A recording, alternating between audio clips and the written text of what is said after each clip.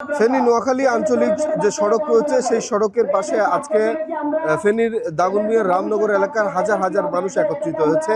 যারা একত্রিত হয়েছে তাদের সবারই একটাই দাবি, তারা হচ্ছে যে তাদের যেই জনবহুল এলাকা রয়েছে সেই জনবহুল এলাকাটিকে যেন ময়লার ভাগাড়ে পরিণত না করা হয়। তারা বলছেন যে পৌরসভার যে ময়লার ভাগাড়ের যে প্রজেক্ট রয়েছে সেটি যেন দাগনভূঞা পৌরসভার মধ্যেই রাখা হয়।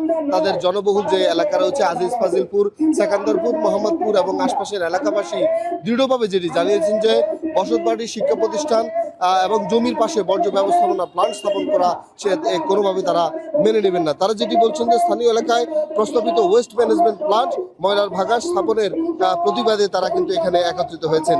তারা বলছেন যে এই যে তাদের এই যে আজকের মানববন্ধনে কিন্তু এলাকার আপামর জনতা অংশগ্রহণ করেছেন।